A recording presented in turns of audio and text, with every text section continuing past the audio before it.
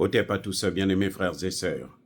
Je posais la question de savoir qui vous a dit que l'aéroport de Goma est occupé par l'armée rwandaise. Qui? Même la ministre des Affaires étrangères congolaise l'a confirmé que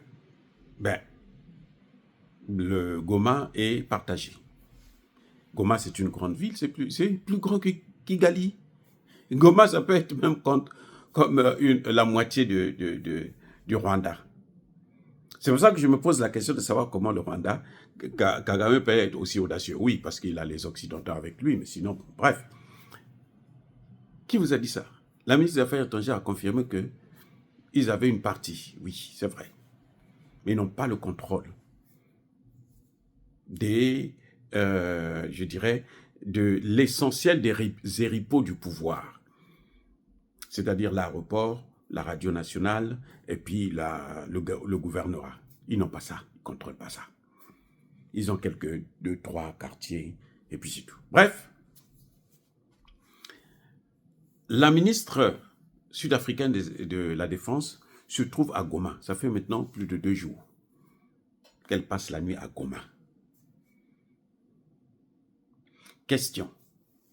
Depuis que ça a commencé, vous avez vu le ministre congolais des Affaires de la Défense à Goma? Non. Il est là à Kinshasa. Il fait quoi là-bas à Kinshasa? S'il avait peur de partir, ça peut se comprendre. Mais quand son homologue, la ministre des Affaires étrangères sud-africaine est venue, elle est passée par Kinshasa. Il savait qu'elle partait maintenant à Goma. Il devrait partir avec elle, l'accompagner au moins. C'est-à-dire que c'est d'une incompétence. Je ne sais pas pourquoi Tshisekedi garde des gens comme ça au pouvoir. Voilà pourquoi les gens demandent le retour de Mbemba à la défense. Tout le monde demande le retour de Mbemba, Jean-Pierre Mbemba à la défense. Parce que l'autre, on ne le voit pas. C'est-à-dire qu'il est là à faire le gros français, qu'il va voler par-ci, par-là et tout. Et puis, c'est tout. Nous, on a besoin d'un ministre de la Défense. Là. Même quand tu n'as pas d'argent, même quand tu n'as pas les moyens, au moins tu viens voir tes soldats pour les motiver. Même le président Tshisekedi pouvait faire un tour. Il suffit de demander à ce que, comme la ministre de la Défense sud-africaine est là, et il y a eu des renforts sud-africains, mais on organise pour que le président lui-même vienne là-bas, pour montrer à Kagame que tu n'es rien. C'est-à-dire que c'est des messages forts pour dire à Kagame, mais toi, tu ne vaux rien. Je veux t'avoir, ne t'en fais pas. Il va trembler quand il sait que non, le président est venu à Kigali, même pour 1 heure seulement. Il vient à Goma, 1 heure, il repart. 30 minutes, il repart. Ça va motiver encore plus les soldats sur le terrain. 2, ce sera un message fort à la communauté internationale. Que le gars, là, c'est pas quelqu'un qui joue. C'est que, je sais pas, hein? Vous avez vu le président Gbagbo, il s'est battu contre l'OTAN, lui aussi, à son temps. Mais Gbagbo n'était pas caché quelque part, il est là dans son palais, même pour parler là, il faut qu'on tire. Ouais, viens parler, viens quand même parler. Non. Il était là, il travaille. Mais il travaille avec ce peuple-là. C'est eux qui doivent t'aider. Ce n'est pas les Occidentaux. Les Occidentaux, là, ne t'amèneront à rien du tout. Ceux qui vont t'aider, là, c'est ce peuple-là. Et ce sont les opposants des Occidentaux de l'OTAN. Monsieur Tshisekedi, il faut bien écouter ce que je suis en train de dire. Avec les Occidentaux, là, vous n'obtiendrez que des larmes tout le temps que vous serez président. Et croyez-moi, quand vous ne serez plus président, parce que vous les avez osé les défier, ils vont vous humilier même jusqu'à votre mort. Ceux-là, ils sont là, que vous voyez là, qui se dirigent là, ils vont partir. Ils vont pour certains mourir. Leurs enfants viendront vous humilier parce qu'ils laissent des notes. Que lui là, il nous a défiés, il faut l'avoir. Donc, je ne peux pas concevoir que la ministre de la Défense sud-africaine vient passer la nuit, une nuit, 2 nuits à Goma, et le ministre de la Défense n'a jamais mis pied là-bas, du Congo. Le président, non, il n'est pas là. Il est allé pour aller chercher les voix pendant la campagne, et puis c'est tout. Non.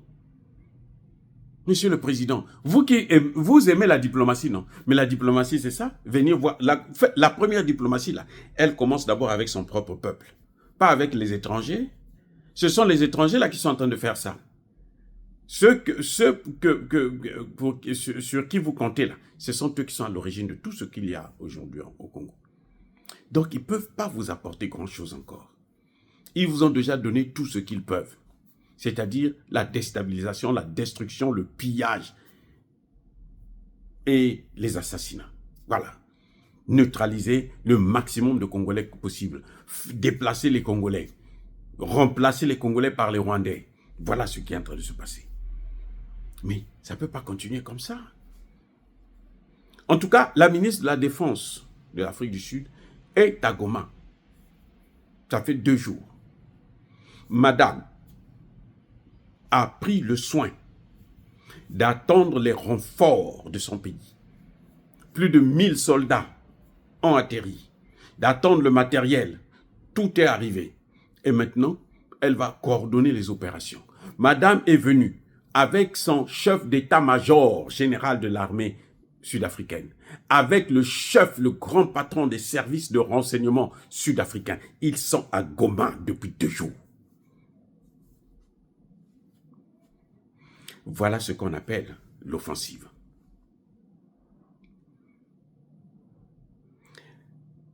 Le président Ramaphosa a parlé avec Kagame à 2 reprises. Et il a dit à Kagame, j'aurai ta peau.